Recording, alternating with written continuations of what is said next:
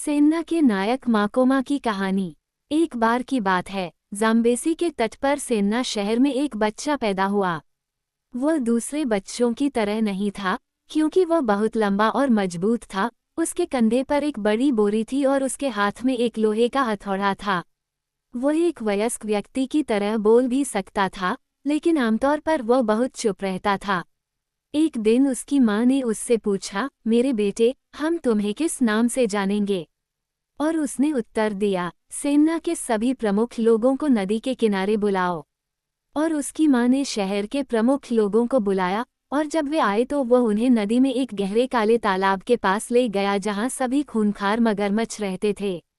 हे महानुभावों, उसने कहा, जब सब सुन रहे थे, तुम में से कौन तालाब में कूदकर मगरमच्छों पर विजय प्राप्त करेगा? लेकिन कोई भी आगे नहीं आया, इसलिए वह मुड़ा और पानी में कूद गया और गायब हो गया। लोगों ने अपनी सांस रोक ली, क्योंकि उन्होंने सोचा, लड़के पर जादू हो गया है और वह अपनी जान दे रहा है, क्योंकि मगरमच्छ उसे खा जाएंगे। तभी अचानक जमीन कांप उठी और तालाब उछलकर खून से लाल हो गया, और कुछ ही देर में लड़का पानी की सतह पर आ गया और किनारे पर तैर गया। लेकिन अब वो कोई लड़का नहीं रह गया था।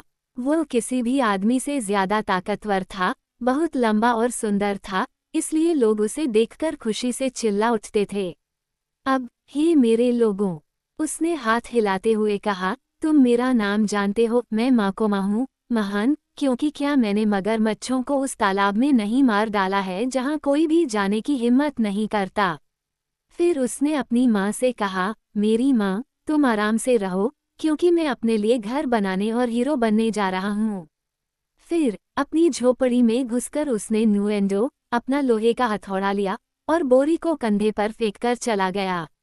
माकोमा ने ज़ाम्बेसी को पार किया, और कई महीनों तक वह उत्तर और पश्चिम की ओर भटकता रहा, जब तक कि वह एक बहुत ही पहाड़ी देश में नहीं पहुंच गया, जहां एक दिन उसकी मुलाकात एक विशालकाय व्यक्ति से हुई जो पहाड़ बना रहा था। नमस्कार, माकोमा चिल्लाया, आप हैं? मैं छिएसवा मापिरी हूँ, जो पर्वतों का निर्माण करता है, दैत्य ने उत्तर दिया, और आप कौन हैं? उसने उत्तर दिया, मैं माकोमा हूँ, जिसका अर्थ है बड़ा। किससे बड़ा? दानव ने पूछा। आपसे भी महान, माकोमा ने उत्तर दिया। विशालकाय दहाड़ता हुआ उस पर झपटा। माकोमा ने कुछ नहीं कहा, लेकिन अपने बड़े हथौड़े नुएंडो को घुमाते हुए उसने विशालकाय के सिर पर वार किया। उसने उसे इतनी जोर से मारा कि दैत्य सिकुड़कर एक छोटा आदमी बन गया, जो घुटनों के बल गिरकर कहने लगा, हे माकोमा, तुम सचमुच मुझसे महान हो, मुझे अपना दास बना लो। तब माकोमा ने उसे उठाया और अपनी पीठ पर लदे बोरे में डाल दिया। अब वो पहले से भी अधिक महान हो गया था, क्योंकि दैत्य की सारी शक्ति उसमें आ गई थी, और वह अपना बोझ उठाकर उतनी ही कठिनाई से अपनी यात्रा पर निकल पड़ा, जितनी कठिनाई से एक बाज खरगोश को उठाता है। कुछ ही देर में वह एक ऐसे देश में पहुंच गया जहां बड़े बड़े पत्थर और मिट्टी के ढेर थे। एक ढेर के ऊपर से उसने देखा कि धूल में लिपटा एक विशालकाय व्यक्ति मिट्टी को घसीटकर अपने दोनों ओर फेंक रहा था। तुम कौन हो? माकोमा चिल्लाया, जो इस तरह से धरती को ऊपर खींच रहे हो? मैं ची दुबुला ताका हूँ, उसने कहा, और मैं नदी तल बना रहा हूँ। क्या तुम जानते हो मैं कौन हूँ? माकोमा ने कहा, मैं वही हूँ जिसे महान कहा जाता है। किससे महान? दानव ने गरज कर कहा, आपसे भी महान, माकोमा ने उत्तर दिया। ची दुबुला ताका ने चिल्लाते हुए मिट्टी का एक बड़ा ढेला पकड़ा और उसे माकोमा पर फेंक दिया।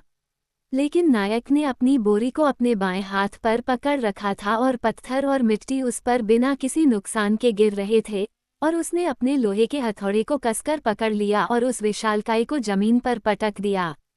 ची दुबुला ताका उसके सामने गिड़गिड़ाता रहा। इस बीच वह छोटा होता जा रहा था, और जब वह एक सुविधाजनक आकार में आ गया तो माकोमा ने उसे उठाया और छिएसवा मापिरी के बगल में बोरी में डाल दिया।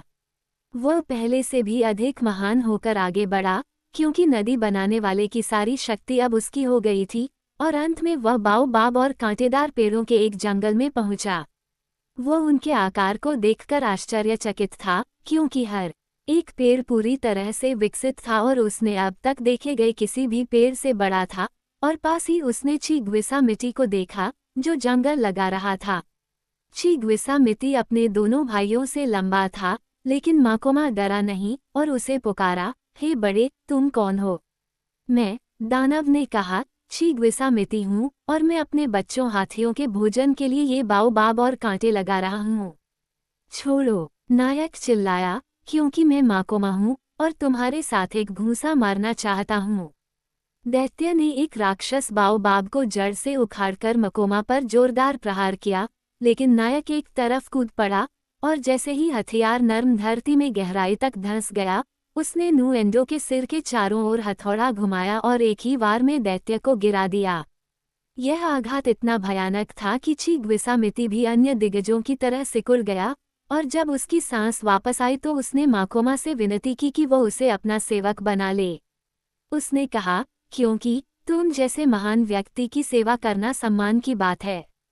माकोमा ने उसे अपनी बोरी में डालकर अपनी यात्रा शुरू की, और कई दिनों तक यात्रा करने के बाद वो एक ऐसे देश में पहुंचा जो इतना बंजर और पथरीला था कि वहां एक भी जीवित प्राणी नहीं उगता था। हर जगह भयंकर उजाड़ छाया हुआ था, और इस मृत क्षेत्र के बीच में उसे एक आदमी आग खाता हुआ मिला। तुम क्या कर रहे हो? माकोमा ने पूछा। मैं आग खा रहा हूँ, उस आदमी ने हंसते हुए उत्तर दिया, और मेरा नाम चिआइडियामोटो है, क्योंकि मैं ज्वाला आत्मा हूँ और जो चाहूँ उसे बर्बाद और नष्ट कर सकता हूँ। तुम गलत हो, माकोमा ने कहा, क्योंकि मैं माकोमा हूँ जो तुमसे बड़ा हूँ और तुम मुझे नष्ट नहीं कर सकते। अग्नि भक्षक फिर हंसा और माकोमा पर आग की लपटें उड़ाईं। लेकिन नायक एक चट्टान के पीछे भाग गया ठीक समय पर, क्योंकि जिस जमीन पर वह खड़ा था वह आग की लपटों की गर्मी से पिघले हुए कांच में बदल गई थी, जैसे कि एक पका हुआ बर्तन। तब नायक ने अपना लोहे का हथौड़ा चिआइडियामोटो पर फेंका और उस पर प्रहार करके उसे असहाय कर दिया। इसलिए माकोमा ने उसे, वोरोनोबु को, उन अन्य महान लोगों के साथ बोरी में डाल दिया जिन्हें उसने पराजित किया था। और अब सचमुच माकोमा एक बहुत महान नायक था, क्योंकि उसके पास पहाड़ियां बनाने की शक्ति थी, सूखे बंजर इलाकों में नदियां बहाने का साहस था, पेड़ लगाने में दूरदर्शिता और बुद्धिमत्ता थी, और जब चाहे आग पैदा करने की शक्ति थी। घूमते घूमते वह एक दिन एक विशाल मैदान में पहुंचा जो पानी से भरपूर और शिकार से भरा हुआ था, और उसके ठीक बीच में एक बड़ी नदी के पास घास का एक मैदान था जिस पर घर बनाना बहुत ही सुखद था। माकोमा उस छोटे से घास के मैदान से इतना खुश हुआ कि वह एक बड़े पेड़ के नीचे बैठ गया और अपने कंधे से बोरी उतारकर सभी विशालकाय जानवरों को बाहर निकालकर अपने सामने रख दिया। उसने कहा, मेरे दोस्तों, मैं बहुत दूर तक यात्रा करके आया हूँ और थक गया हूँ। क्या यह ऐसी जगह नहीं है जो किसी वीर के लिए घर के तौर पर उपयुक्त हो? तो चलो, कल हम लोग एक खलिहान बनाने के लिए लकड़ी लाने चलें। इसलिए अगले दिन माकोमा और दिग्गज लोग खलिहान बनाने के लिए डंडे लाने निकल पड़े, और केवल चिएस्वा मापिरी को जगह की देखभाल करने और उनके द्वारा मारे गए हिरन के मांस को पकाने के लिए छोड़ दिया। शाम को जब वे वापस लौटे तो उन्होंने देखा कि विशालकाय व्यक्ति असहाय है और एक विशाल बाल से पेड़ से बंधा हुआ है। माकोमा ने आश्चर्यचकित होकर कहा, ऐसा कैसे हुआ कि हम आपको इस प्रकार बंधी हुई और असहाय स्थिति में पाते हैं? हे सरदार, चिएस्वा मापिरी ने उत्तर दिया, दोपहर के समय एक आदमी नदी से बाहर आया। वह बहुत बड़ा था और उसकी सफ़ेद मूंछें इतनी लंबी थीं कि मैं देख नहीं पाया कि वे कहाँ समाप्त होती हैं। उसने मुझसे पूछा, तुम्हारा स्वामी कौन है? और मैंने उत्तर दिया, माकोमा, सबसे महान नायक। फिर उस आदमी ने मुझे पकड़ लिया और अपनी मूंछों से एक बाल खींचकर मुझे इस पेड़ से बांध दिया जैसा कि तुम मुझे देख रहे हो। माकोमा बहुत क्रोधित हुआ, लेकिन उसने कुछ नहीं कहा और अपने नाखून से उस बाल को, जो ताड़ की रस्सी के समान मोटा और मजबूत था, काट दिया और पर्वतारोही को मुक्त कर दिया। अगले 3 दिनों तक ठीक यही हुआ, लेकिन हर बार दल के किसी अन्य सदस्य के साथ, और चौथे दिन जब अन्य लोग लकड़ियां काटने गए तो माकोमा शिविर में ही रुका रहा। उसने कहा कि वह स्वयं देखेगा कि नदी में रहने वाला ये कैसा आदमी है जिसकी मूंछें इतनी लंबी हैं कि वे मनुष्य की दृष्टि से परे फैली हुई हैं। इसलिए जब दिग्गज चले गए तो उसने शिविर को साफ किया और कुछ हिरन का मांस भूनने के लिए आग पर रख दिया। दोपहर के समय जब सूरज सिर के ठीक ऊपर था, उसने नदी से एक गड़गड़ाहट की आवाज सुनी और ऊपर देखा तो उसने देखा कि नदी से एक बहुत बड़े आदमी का सिर और कंधे निकल रहे थे। और देखो, नदी के तल से लेकर नदी के तल तक, जब तक कि वे नीले रंग की दूरी में फीके नहीं पड़ गए, उस दिग्गज की भूरी मूंछें फैली हुई थीं। तुम कौन हो? विशालकाय व्यक्ति ने पानी से बाहर आते ही चिल्लाकर पूछा। मैं वही हूँ जिसका नाम माकोमा है, नायक ने उत्तर दिया, और इससे पहले कि मैं तुम्हें मार डालूं, मुझे ये भी बताओ कि तुम्हारा नाम क्या है और तुम नदी में क्या करते हो। मेरा नाम चिनदेबो मौगिरी है, दानव ने कहा।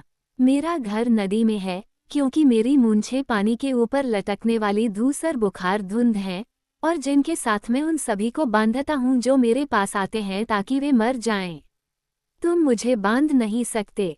माकोमा चिल्लाया, उस पर झपट पड़ा और हथौड़े से वार किया। लेकिन नदी का विशालकाय इतना घिनौना था कि वार उसके हरे सीने से फिसलकर हानिरहित रूप से फिसल गया, और जब माकोमा लड़खड़ाकर अपना संतुलन वापस पाने की कोशिश कर रहा था, तो विशालकाय ने अपने लंबे बालों में से एक को उसके चारों ओर घुमाया और उसे गिरा दिया। एक क्षण के लिए माकोमा असहाय हो गया, लेकिन अपने अंदर प्रवेश कर चुकी ज्वाला आत्मा की शक्ति को याद करते हुए उसने उस दानव के बालों पर एक ज्वलंत सांस फूंकी और खुद को मुक्त कर लिया। जैसे ही चिनदेबो मौगिरी उसे पकड़ने के लिए आगे झुका, नायक ने अपना बोरा वोरोनोवो उस दैत्य के फिसलन भरे सिर पर फेंका और अपना लोहे का हथौड़ा पकड़कर उस पर फिर से प्रहार किया। इस बार वार सूखे बोरे पर पड़ा और चिनदेबो मौगिरी मर गया। जब चारों दिग्गज डंडों के साथ सूर्यास्त के समय लौटे, तो उन्होंने ये देखकर खुशी मनाई कि माकोमा ने ज्वरात्मा पर विजय पा ली है, और उन्होंने देर रात तक भुने हुए हिरन के मांस का आनंद लिया। लेकिन सुबह जब वे जागे, तो माकोमा पहले से ही आग पर अपने हाथ ताप रहा था और उसका चेहरा उदास था। हे मेरे मित्रों, रात्रि के अंधेरे में उसने तुरंत कहा, मेरे पूर्वजों की श्वेत आत्माएं मुझ पर उतरी और बोली, तुम यहाँ से चले जाओ माकोमा, क्योंकि जब तक तुम सकातिरना को नहीं ढूंढ लेते और उससे युद्ध नहीं कर लेते, जिसके 5 सिर थे और जो बहुत महान और शक्तिशाली है, तब तक तुम्हें चैन नहीं मिलेगा। इसलिए अपने मित्रों से विदा हो जाओ, क्योंकि तुम्हें अकेले ही जाना है। तब सभी दैत्य बहुत दुखी हुए और अपने नायक की मृत्यु पर विलाप करने लगे, लेकिन माकोमा ने उन्हें सांत्वना दी और उनसे छीने गए उपहारों को वापस कर दिया। फिर उन्हें अलविदा कहकर वह अपने रास्ते पर चला गया। माकोमा ने पश्चिम की ओर बहुत दूर तक यात्रा की, ऊबड़ खाबड़ पहाड़ों और जल जमाव वाले दलदलों को पार करते हुए, गहरी नदियों को पार करते हुए, और कई दिनों तक सूखे रेगिस्तानों में घूमते हुए, जहां अधिकांश लोग मर जाते। अंततः वह कुछ बड़ी चोटियों के पास खड़ी एक झोपड़ी के पास पहुंचा, और झोपड़ी के अंदर 2 सुंदर महिलाएं थीं। नमस्कार, नायक ने कहा, क्या ये 5 सिरों वाले साकातिरिना का देश है जिसे मैं खोज रहा हूँ? हम आपको नमस्कार करते हैं, हे महान। महिलाओं ने उत्तर दिया, हम सकातिरिना की पत्नियां हैं। आपकी खोज समाप्त हो गई है, क्योंकि वह यहाँ खड़ा है जिसे आप खोज रहे हैं। और उन्होंने उन 2 ऊंची पर्वत चोटियों की ओर इशारा किया जिन्हें माकोमा ने 2 ऊंची पर्वत चोटियां समझा था। वे उसके पैर हैं। उन्होंने कहा, उसका शरीर तुम नहीं देख सकते, क्योंकि वह बादलों में छिपा हुआ है। माकोमा को आश्चर्य हुआ जब उसने देखा कि वो विशालकाय कितना लंबा था, लेकिन बिना डरे वह आगे बढ़ता गया जब तक कि वह सकातिरना के एक पैर तक नहीं पहुंच गया, जिस पर उसने नुएंडो से जोरदार प्रहार किया। कुछ नहीं हुआ, इसलिए उसने फिर से प्रहार किया और फिर से प्रहार किया, जब तक कि कुछ ही देर में उसने एक थकी हुई, दूर से आती हुई आवाज सुनी, ये कौन है जो मेरे पैरों को खरोंच रहा है? और माकोमा ने जितनी ऊंची आवाज में चिल्ला सकता था, चिल्लाकर उत्तर दिया, ये मैं माकोमा हूँ, जिसे महान कहा जाता है। और उसने सुना, लेकिन कोई जवाब नहीं आया। तब माकोमा ने सभी सूखी झाड़ झंखाड़ और पेड़ एकत्र किए जो उसे मिल सके, और उस दैत्य के पैरों के चारों ओर एक विशाल ढेर बनाकर उसमें एक दीपक जला दिया। इस बार दैत्य बोला, उसकी आवाज बहुत भयानक थी, क्योंकि यह बादलों में गरजने की गड़गड़ाहट थी। उसने कहा, वह कौन है जो मेरे पैरों के चारों ओर आग जला रहा है? मैं ही हूँ, माकोमा। नायक चिल्लाया, और मैं तुम्हें देखने के लिए बहुत दूर से आया हूँ, हे सकातिरिना, क्योंकि मेरे पूर्वजों की आत्माओं ने मुझे आदेश दिया था कि मैं तुम्हें खोजूं और तुम्हारे साथ लड़ूं, कहीं ऐसा ना हो कि मैं मोटा हो जाऊं और खुद से थक जाऊं। कुछ देर तक सन्नाटा रहा, फिर दैत्य ने धीरे से कहा, यह अच्छा है, ओ मकोमा। उसने कहा, क्योंकि मैं भी थक गया हूँ। मेरे जैसा महान कोई आदमी नहीं है, इसलिए मैं बिल्कुल अकेला हूँ। अपना बचाव करो। और अचानक झुककर उसने नायक को अपने हाथों में पकड़ लिया और उसे जमीन पर पटक दिया। और देखो, मौत के बजाय मकोमा को जीवन मिल गया था, क्योंकि वह पहले से ज्यादा ताकत और कद में अपने पैरों पर खड़ा हो गया था, और दौड़कर उसने दैत्य को कमर से पकड़ लिया और उसके साथ कुश्ती करने लगा। वे घंटों लड़ते रहे और पहाड़ उनके पैरों के नीचे बाढ़ में कंकड़ की तरह लुढ़कते रहे। अब माकोमा भाग जाता और अपनी ताकत जुटाकर नू एंडो नामक लोहे के हथौड़े से उस विशालकाय पर वार करता और सकातिरिना पहाड़ों को उखाड़कर नायक पर फेंक देता, लेकिन कोई भी दूसरे को मार नहीं पाता। अंत में दूसरे दिन वे इतनी मजबूती से लड़ते कि वे भाग नहीं पाते, लेकिन उनकी ताकत खत्म होती जा रही थी और जैसे ही सूरज डूब रहा था, वे बेहोश होकर एक साथ जमीन पर गिर पड़े। सुबह जब वे जागे तो महान आत्मा मुलिमो उनके पास खड़ी थी और उसने कहा, ओ मकोमा और सकातिरिना, तुम इतने महान नायक हो कि कोई भी तुम्हारे खिलाफ नहीं आ सकता। इसलिए तुम दुनिया छोड़ दोगे और बादलों में मेरे साथ अपना घर बनाओगे। और जैसे ही उसने कहा, नायक पृथ्वी के लोगों के लिए अदृश्य हो गए और उनके बीच फिर कभी दिखाई नहीं दिए।